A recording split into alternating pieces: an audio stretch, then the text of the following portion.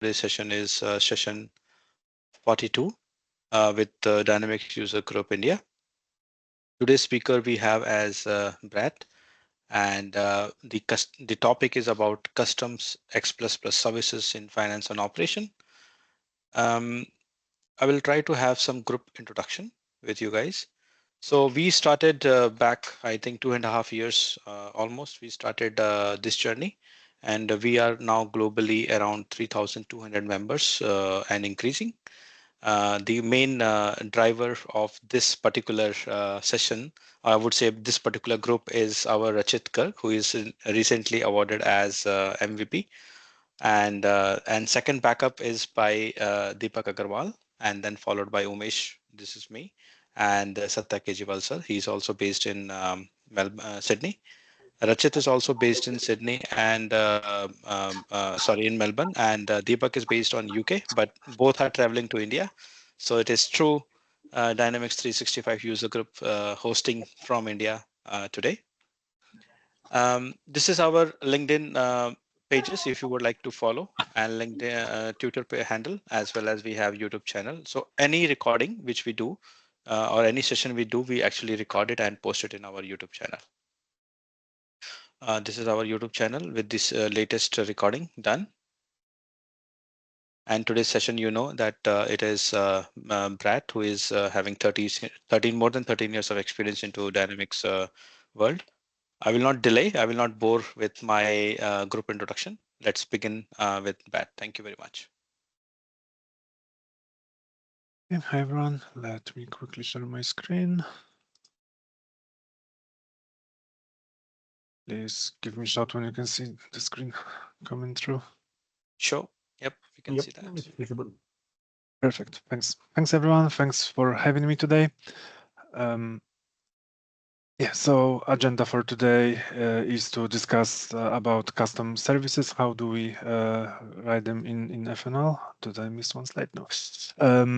How do we create custom services in finance and operations? How to expose them? What setup do you need both on finance and operations side and on Postman, and how to test any any endpoints you expose through custom services. So that's me. I use a bit newer picture here because, as Deepak mentioned earlier, I had way too much hair on the previous picture. So yeah, I changed a bit last few years.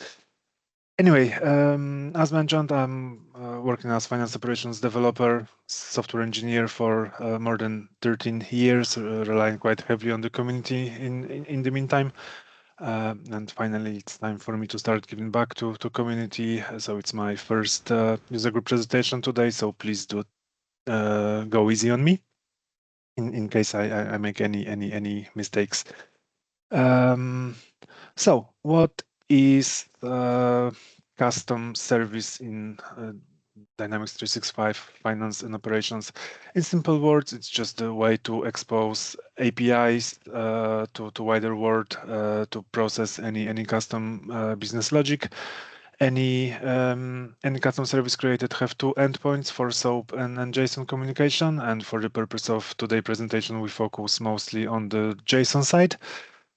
And we use in custom services mostly in the cases where the standard data entities capabilities are a bit more too limited, and with the custom service, it's all code-based, done by developers. We have full control what's going on within the system. And from my technical point of view, it's a bit better approach than rely on data entities. But yeah, I might be biased here. So going further, to create custom service, we need to have contract classes, which are request and response, which pretty much specifies the data structure for what you're going to receive in finance and operations and what the system is going to return to the other side. So here we have simple example of here we have simple example of contract class with just one parameter. To create contract class, the whole class takes a data contract attribute and then any data member, any method to actually expose specific parameters outside have data member attribute, and within that attribute you provide the name which is going to be externally visible for your endpoint. So in this case, this simple example have just one string parameter called external data name, and yeah, the rest is just a default parm method, as we all know quite well. So it takes one parameter and assign the value to update and assign the value to the variable. So this is really simple example of contract class. Now, I have a bit more complicated example here of request contract class, which is the input parameters for the finance and operations to process something. And in this case, it's quite simple contract to create sales order, which I will showcase hopefully on the live demo if everything works fine. So what we have here, we have three parameters. One of them is data area ID. One of them is list, which is going to contain sales orders lines to create, and one of them is another contract class, which contains all the details for sales order header creation. And again, as mentioned before, every single parameter, every single variable have a parm method with the data member name exposed for the outside. So we have data area ID, we have sales order header, which as I mentioned is a type of yet another contract class, and we have list of sales order lines. And again, this is the list, but it contains the another contract class which contains all the values for the sales lines. So that's how you create request contract in this case for the sales order creation with multiple lines. Example of response class. In this case, we return again three values. One of them is just Boolean to specify if the request was processed successfully or not. Second is sales order ID to return ID of the sales order created, and the last one is the list of errors if any errors occurs. And again, some parm methods for all of them, and simple new constructor for the new method, simply to initiate our list in the right type. Any questions so far, or can we move forward? Am I going too fast? Should I go a bit more detailed through every single parm method? If people keep quiet, I'll just Bit keep more detail, going. please. Sorry? Bit more detail. Bit more details. Okay. So this response contract class, it's what custom service will return as a response for the request I went through a bit earlier. So this is just a contract class. It's just a simple description of what data are going to be returned. We have three variables which going to store again the true false for the success. Then we have a string with sales ID, which going to return sales order number if sales order will be created and request will be processed correctly. And then we have error list, which is a again list of another contract class which contains the errors. And we have to create both construct and new method simply to initialize any lists in that response. So first parm method here, parm success, it takes the Boolean as a parameter, true false, and then adjust variable based on that value and returns that adjusted value.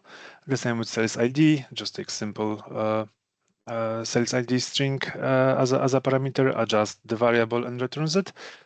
List is a bit more complicated because have a bit more attributes simply because it's a list. So we have to specify what collection type and which parameter of from our method is that collection, and that it's underscore error list parameter, which is type of class, and it takes this specific class as a list of class objects for the list. I'll go later on through code in Visual Studio as well to showcase bit better how all the bits and pieces go together as well. So I'll just jump to next slide. So we covered contract classes, which is input and output of the custom service. And now let's go to business logic of the service, which specifies how the service will actually work. So again, left column is the top of the code, right column is bottom of the code. They are Service also, but I don't want. I have this thing. Sorry, I just muted. Sorry. Yeah. Okay, yeah, I don't think it was a question for me. Okay, so service class have to always extend sys operation service base class. And as most of the classes, we do have simple construct which returns new instance of itself. And then we might have various methods, public or private as any other class. So if the method like this one, create sales order, is public, then you can use that specific method as a service method for your service object in the AOT.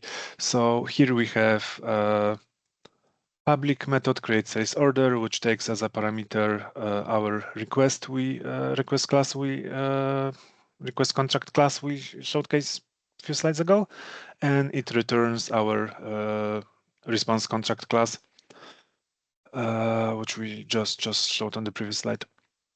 So what's the logic between the service? We simply validate the request first, which is method on the right hand side in here. It's a really simple validation here for the purpose of that demo and presentation. So we just simply checks if the request was not null. If the request was null, we palm our response success as false. We add error to the list, and then we return that response. Otherwise, we return empty, just the initialized response without setting up any values. So that's really simple validation. And then if the response of validation was successful, we adjust data area ID.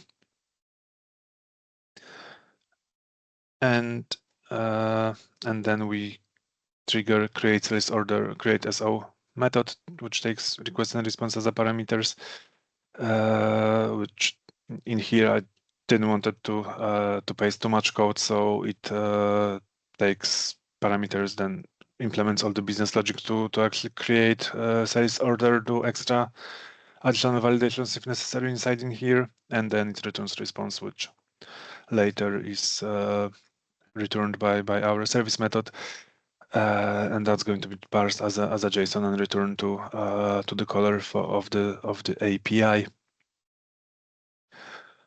What I found really useful is to looking at this service class which extends its operation service base. What I found really useful is to put one more class in between all your service classes and sys operation service base, simply to expand on the default framework and also ensure consistency across all the custom services you're going to create. So In this case, for example, I created custom service base class, which is abstract, which have two abstract methods, get JSON response, get JSON request. And by creating those abstract methods, we ensure that any custom service created based on this base class have to follow those two methods, have to implement them. And also we have additional two methods here, save request, save response, because this operation framework don't actually stores too much value by default what's going on with any request. Throughout my career, I found it's really useful to actually store any incoming requests, store any responses. So in case of something went wrong, it's much easier to trace the issues or try to resolve them. And for purpose of that, we can implement simple table. I called it custom service messages, what might be called whatever you want, with few simple fields: service name, request text, which is memo field, and yeah, if I remember correctly, it had created date time enabled as well. So we can sort later on everything by the time. So by using this class, any service, which I'll show later through the code, have by default capability of storing any incoming request and any responses provided by the service. So we covered all the classes, all the code which you have to create to have nice and working custom service. Now, how do we actually expose custom services? First thing is to create a service object within AOT. And here we have two screenshots. First one is showcase parameters of the service object itself when you obviously pointing out to specific service class. And then second screenshot showcase what are the nodes in service object, and the nodes in here are just simply any methods you want to expose from your service class through the service. So in this case, it's create sales order request, get JSON request, get JSON response, and those three methods will be exposed through API. Worth to mention that you can give different name for your endpoint than the method name itself. So I could just call that endpoint here create SO, and still could call create sales order method from the class. And then to actually deploy service itself, it have to be added to service group object. So again, I created really simple custom services service group, and in here you just simply add in specific AOT services. So with all those steps, when you build and compile your project with all those objects, the endpoint should be ready to use. Now, how to use it? First thing, we have to register application through Azure. And I just put here a few simple steps, but my colleague Deepak described it much better in his blog, so I'm not going to go through all of that. The main clue is to get application registered in Azure, get all the client ID, tenant ID, secrets, because we need to use those in Postman and FNO to be able to actually integrate with the system. But all the steps are described really nicely in Deepak's blog, so I'm not going to spend too much time on this slide, especially that I was asked not to showcase the Azure we are using for purpose of that demo, not to expose any values from it. So next step, when we set up, when we register application for the specific finance and operations environment in Azure, we have all those values, client ID, tenant ID. first thing we have to do is to set up, do the setup within the finance and operations. So system administration setup, Microsoft Entra ID applications. They keep renaming that that form, but that's the current name, if I'm not mistaken. You just simply have to put client ID from Azure. You give it a name, just a string. You can choose whatever you want, and then you have to choose the user. User is important because that user have to have access to whatever business logic tables you want to use within your service. And if your service doesn't expose data area ID, it will always work by default in the context of default company from that user integration is set up for. So that's the only bit we have to do within finance and operations. Now we can move on to Postman setup. First thing we have to do in Postman is to create new environment, and here we have to populate quite a lot of values from Azure, which I mark as a secret here. So we need to have finance and operations URL. We need client secret, client ID from Azure. We need tenant ID from Azure, and then scope as well. Scope is pretty much exactly the same value as the URL, just with the /default at the end of it, and it's needed to get the authentication token. So access token from Azure, so we can actually authenticate our connection. So that's how you setting up environment. When you have environment ready in Postman, it's really important to choose that environment here in that dropdown as your default environment. So whatever endpoints you try to call or whatever variables you want to use, it always refers to values from that specific environment. Next step is to create a collection. So here in Postman on the left-hand side, we're just moving from environment to collections, and then we can start creating all the APIs we want to call. Collections are really useful. You can export whole collections. You can share collections with other users. So just really nice ways of grouping all the different endpoints and integrations together. Really important step within collection we always have to use is to get access token, which we're going to use later on for any to run any integrations. So you always have to send the post request to that specific URL, where tenant ID in here is your tenant ID from the environment. So that's how we're using those variables later on in Postman.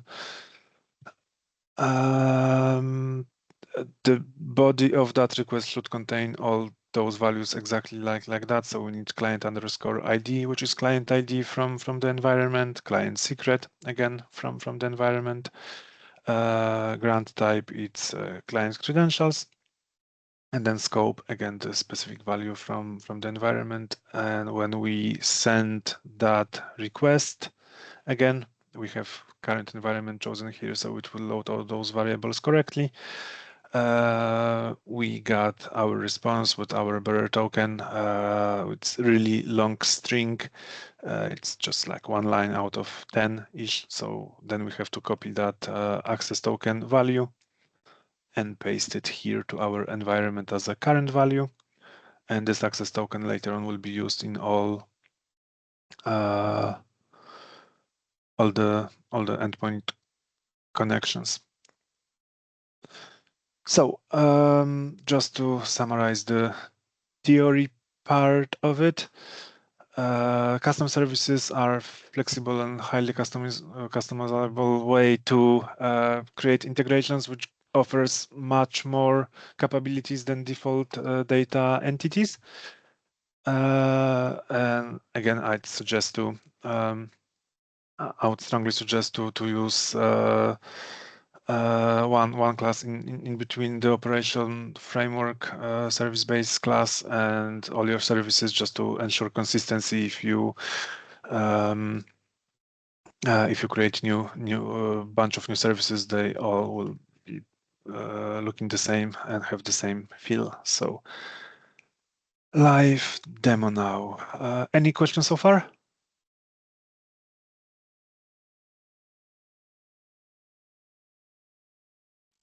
Okay, I'll take it as a no. Yes, sorry, but there were Yep. two questions primarily. One from Firoz. He said why we add data contract and what is the role of this in system class. My response was data contract are used to deal with parameters for your request and response messages. Do you want to add anything on this?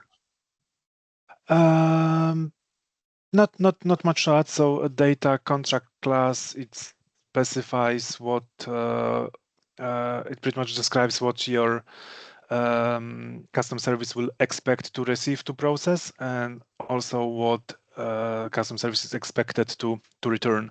So if you want to get the values from the specific invoices, you're just going to expect invoice number, so you can send back like what's the total number, for example, what's the total value of the invoice.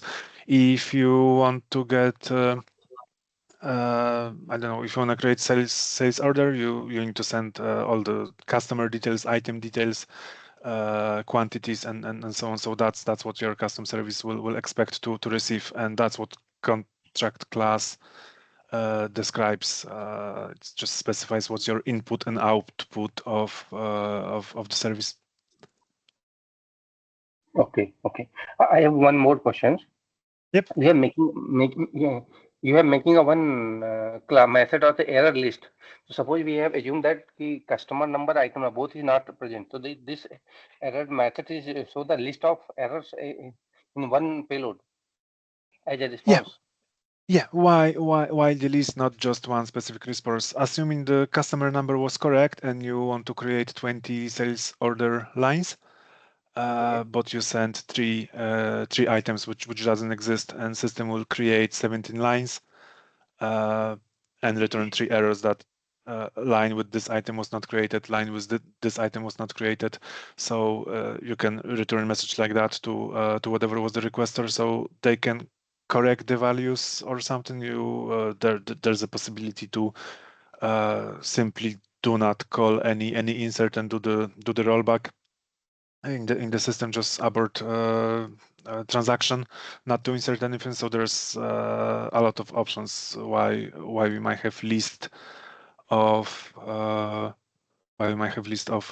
errors. You might in this case we send in one sales order, but you might wrap it up the whole contract like this into yet another list and expect like list of sales orders to be created if there's like one big bulk update happening like once a day from the other system, and then you might create 20 orders and 3 for some reason won't be created, so you can return those errors instead of one big string. You can just return the list, like this went wrong because of that, this went wrong because of that. So list is more useful, but in case you have just one error, it simply will have like one entry, but gives more possibilities than just flat string. Okay. Means the what error we were doing on the front end, the same error we are getting on the via the payload. Depends how the integration is designed. You might have like synchronous integration when whatever is going on the front end on the other side of the integration outside of Dynamics, it just sends like data straight away and return answers quite quickly, or you might have like bulk updates and so on. So it's all the matter of how the integration is used. I guess it's yeah, Okay. various ways of Yep. Yeah, I have another question. Suppose we have a lot of sales order is there. So we have syncing the order, too much order quanta I have. So I am going to the running the clone of any other applications. That clone is continuously hit the order in every second. Is there impact on the base interface on the FNO part? Is slowness or something locking issue? There's always some impact, but I guess it's just a matter of scaling your production environment correctly so it can handle. But you know, if you send a lot of requests which reads a lot of data, it might lock those data temporarily as well. So some of the front end users who actually use the FNO might see some issues that that they cannot do something simply because the integration keep locking the records, for example.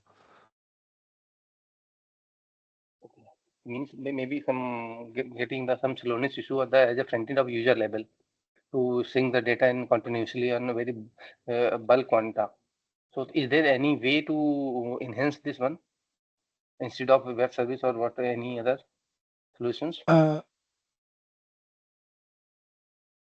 I've again depends on the specific needs, so it's hard to give like really generic answer. But if you have like really first thing, if the integration don't have to be synchronous, you can just store it in some additional table and then create a bad job to work on dedicated server outside working hours to process all of that. If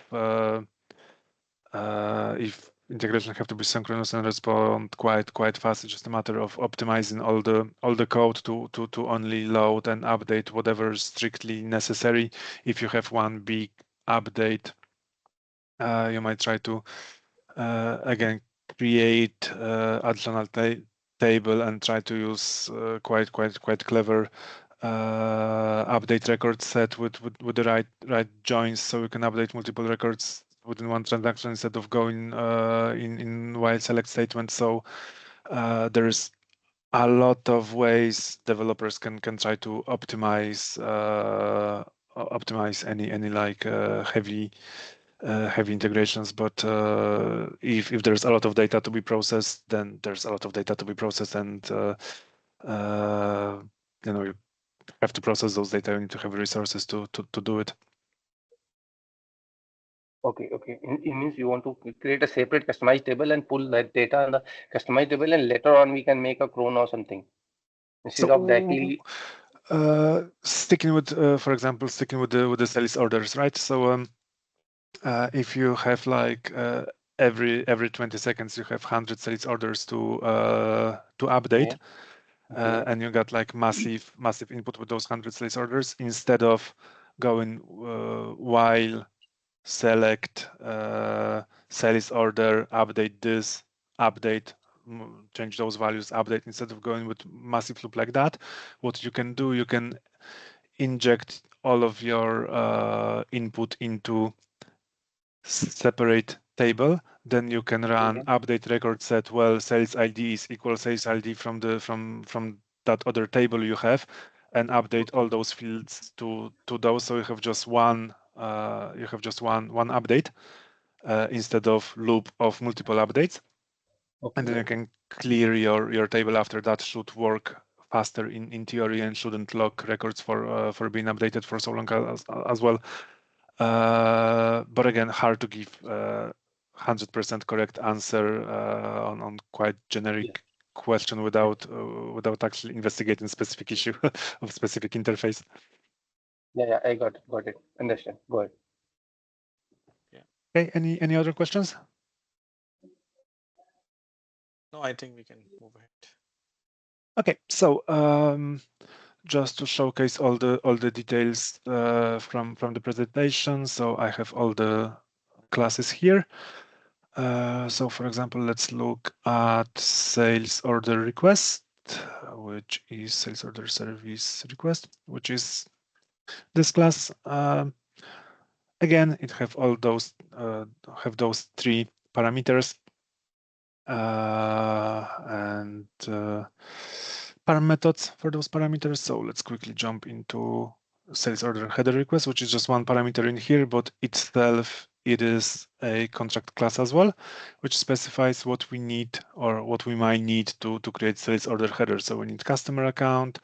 We might want to get a requested delivery date. We might want to get order type or order date, ship to, if there's like new address to be created or something. So we might have just a few variables like in this case, or we might have many more. Again, I just try to create quite simple example in here. So that's what we need in this case to create sales order header. Then we also have sales order line, which in our web request is list of that class. So if you look at the lines, we expect item ID, sales quantity, sales unit, price, some additional values which we might use or might not. So that's how the request looks like. And what we're doing with that request. If I look at sales order service class, which implements all the business logic, this is the method we use for that integration. So we receive that request. We go to validated. Validation here is a bit longer. So we're checking if the request is not null. If the request is not null, then we're checking if data area ID was provided. Then if it was provided, we're checking if company exists. If company exists, we're checking if the header was sent, and then if the lines were sent, or if the customer exists, and so on. So we might have a lot of things inside the validation itself, which again, if multiple errors at once, because not everything is in if else. There might be multiple errors at once, so we might group them all together and then send the response. If the validation was successful, then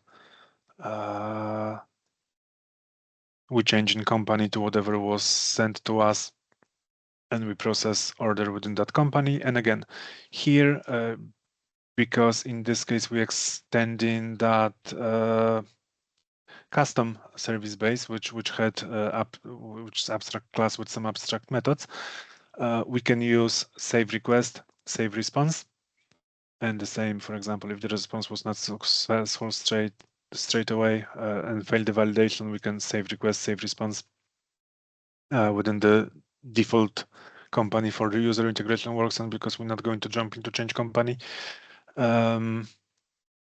And then we're going to return the response, but assuming company exists, validation was successful, we're going to jump to create sales order method. And again, in here, it's just a simple logic to create sales order. So this bit of the validation, I simply put in here, not in the validation method, because I didn't want it to load customer twice. And here, because we need to load the customer to create a sales order, I moved that bit of the validation in here simply so we don't have to load the same record twice or pass it around between different methods. Then, quite simple, if the response is still successful, we create sales order header. We have nice catch in here, and again, we're using a method from a parent class, which is a really nice method to catch the last error from the info log. So whatever throw the error, we can fetch that and return it into list of our errors as well. And then in case of error, of course, we parse response as success false and add the error to the list. But assuming everything went fine, sales order is created, we're just going to iterate through lines. And again, few checks. If item exists, if quantity is different, is higher than 0, then we're trying to insert the line. So again, logic for the purpose of that demo is quite basic. Any questions so far regarding the code? Yeah. Can you go to the customer block from methods where are you checking the customer is blocked? In validation? Yeah, in validations. Yep. Yeah, here. Wait. Lower. Yeah, I just check if the customer exists. I don't actually load the customer, and I parm here the customer from request, sales order header request, parm cast account. So if customer doesn't exist, just No, there is a when you write the code key that the customer is blocked, then you are showing some message. I want to discuss that method. yeah, I didn't create any. So obviously the issue with the code, I don't have any label files. So the text should be in the label file if we want to stick with the best practices. But again, for the purpose of the demo, it should be enough. And yeah, that validation just simply checks if the customer exists. Assuming so, first check is, do we even have a cast account provided? If not, we throw an error that customer account cannot be empty, and then we check if the customer with that account exists. Yep. You have writing the code. This customer code is blocked. You are writing such type of code. Yeah, that one I pushed to create sales order. Wait. Yeah, this one. Yep. No. Line number 65. Start from the line 65. Yep. If the customer is blocked, it means you are showing the any customized method, or is come the base method. The customer is blocked. I'm a little bit confused this code. No, it's the original code. So any customer have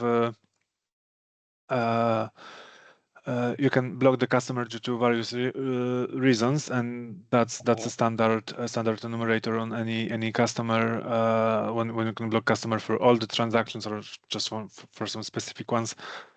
So customer can be blocked in the system by default. Just not everyone is using it. I still refer to some old label files here. If that customer is blocked, what actual error we are getting at the time of hitting the request in the payload and the Postman? Yeah. So if the customer if the customer is blocked, then we going to go inside that if statement. We're going to build nice error response that we have error 500, customer not found, type of the exception error. We're going to add that to the list of errors.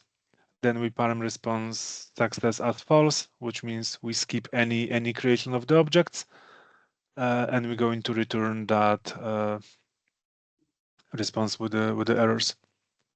So we should, if the customer is blocked, we should receive the error that customer is blocked. Sorry, no lag. Okay. Got it. Understand. But again, this code is quite simplified for the purpose of the demo. It might don't fit all the purposes or all the possibilities we need to validate, or it should cover the basics. Okay, so that's the code. Now service itself. Again, service property points to a specific class, and we can give different external name. And service operations specify which exact methods are exposed through that service, and then that service have to be added to a service group. And if we look at the properties of that, it just simply specifies what service we are using, what service or services, we might add multiple nodes, we are using within that group. So that's the finance, that's the Visual Studio FNO side. Now let's move on to Postman. So this is the exact environment which was on the PPT deck. So we have all the values. We have specific collections as well. So first thing we always have to do is to get a specific authorization token. Again, exact same is on the screenshot. So if on the screenshot in the presentation. If I send that, we can copy all this long access token, go to our environment, update current value, save it, and now we are good to go with any request. How the request itself look like? So looking at, for example, get JSON request method, it always contains your FNO URL, API services / your service group name / your service name / your method name from that service. And why I always use that custom service based class, simply because it enforces us to use those methods, and they are really useful because when I send get JSON request, I have pretty much exact request. I can copy to actually create sales order. For some reason, it always adds ID1, ID2, ID3. We don't need those, but then this request I can pretty much copy paste to create sales order. Just add the bit with the request because we always need to specify what exact parameter we send in. And then those values are exactly the same as what get JSON request expected. That's why this method is really useful, because to test your integration later on, you just simply copy the values from here, adjust them a bit, put them within your specific parameter, and just populate with the values. So now if I want to create sales order for the given customer, let me duplicate that quickly. So if I send that, sales order was created. So if I quickly jump to finance and operations, so no errors, sales order 914 was created, success, true. And as I said, it always adds that ID to any new object from the response. Okay, order is created successfully now. Yes. So it was this order 194. If I jump into it, it should have two items, A1, A2, Okay. 2 and 3 quantities, so exact the same as our request. We wanted item 2, 3, quantity 3. We wanted item 1, quantity 2, and exactly that was created. So if I try to create item like that, we have success true, sales order was created, but item not found line not created, because that's what the logic was told to do. Create whatever you can, return the error. So we do have sales order created, and then whatever actually utilize that integration on the other side, they already know that this order is created. So in case someone actually cat jumped on my keyboard and all those chars shouldn't be there, they can correct it, press send again, because we already returned sales orders ID.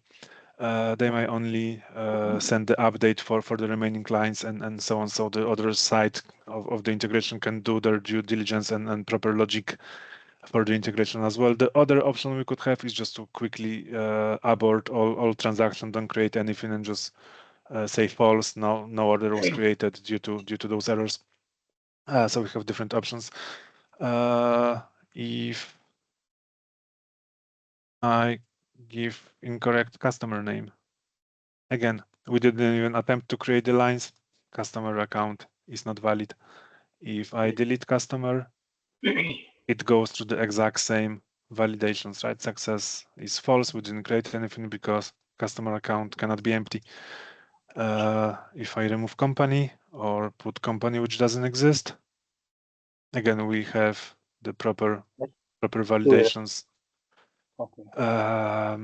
So yeah, any questions? Yeah, I have one question. Can you click on the get JSON request? Yep.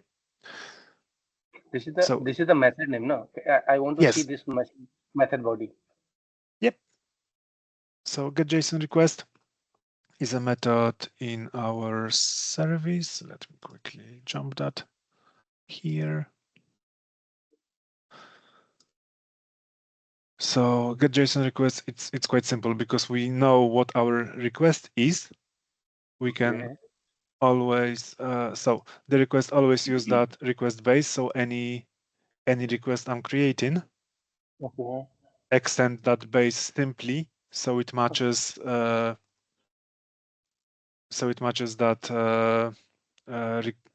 return in here, just child object of this one. So we can initialize request. We can initialize. So we know our request requires this contract class, so we can create new object, insert here. Then we know we have list of lines, so we can initialize the list, create new lines, and parm it to our response. So it requires a bit of manual work for every single service you're creating. Also, in this simplified design, you can only pretty much create one get JSON request, get JSON response per service. And if you want to create one like sales order service, which can create, update, do this, do that, you might have to create much more method. Get, for example, get JSON request, create, get JSON response, create, and so on. It doesn't stop you from doing that. It just enforces you to do at least the bare minimum and create those two methods, because otherwise your class won't compile, because those are abstract methods. Yeah, got it. Go to the Postman again. Yeah, so in the service group, we have provided the service name, service group, and then we put the value. Okay, got it. It's a very nice approach. Yeah, it's a service group, service, and the method from the service. So if we go back here, we have service group.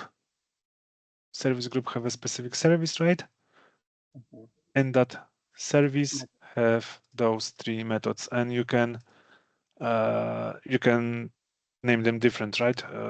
It calls get JSON response method, but you can simply call it for the integration get response, and then that name would be what you have to use in your Postman call,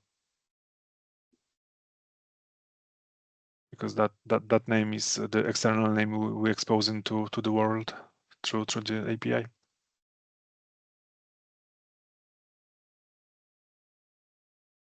Any other questions?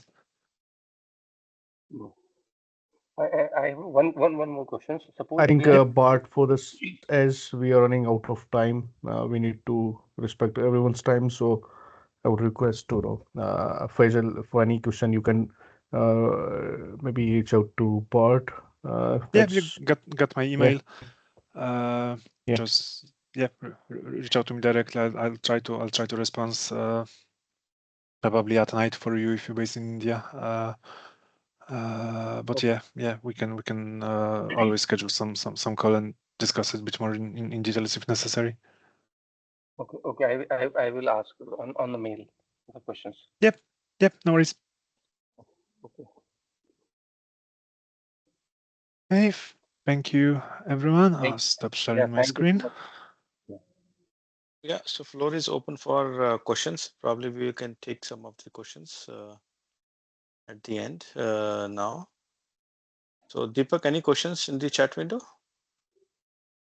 I think there's only just one question, and that's also from me, basically. So, Bart, just to kind of out of curiosity.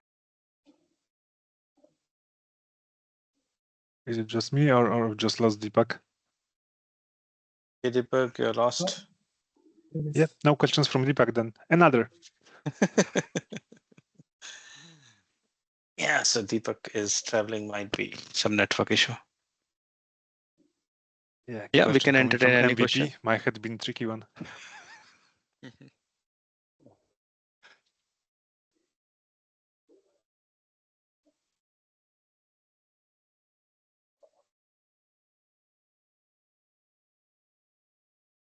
If we don't have any questions, then again, thank you for having me today. I hope it might be useful for at least some of you. Yeah, definitely. It was a good session, and I would say it was a great session. So we'll wait for a few more minutes for Deepak to turn on. And those who wants to leave the call, please, they can drop off. Should be fine. We'll Okay. just give 5 minutes more to Deepak, and then let's see. Okay. Thank you. Boss. Thank you, Thank you all. Rose, thank Okay. you, everyone. Thank you. Thank you, everyone. Thank you so much.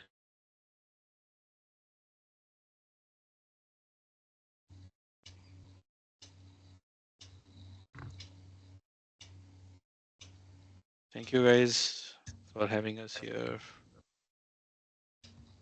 Okay, Deepak, please wrap up the session. Okay, so he has said that we can wrap up the session, and Brad, Deepak will ping you one-to-one. Yeah, Okay. thank you, Brett, once again, and it was a really great session, and I really thank you for your patiently delivering and do asking, like listening to the questions and answering them. So thank you very much. Yeah, I know I can go quite fast sometimes, so I try to slow down, but yeah. No, it was good. It was fast initially, but you slowed down while you thought of other participants. So it's good. Thank you very much. That's appreciated. Okay. Yeah. Thanks. Thank you guys. Take care. Bye bye.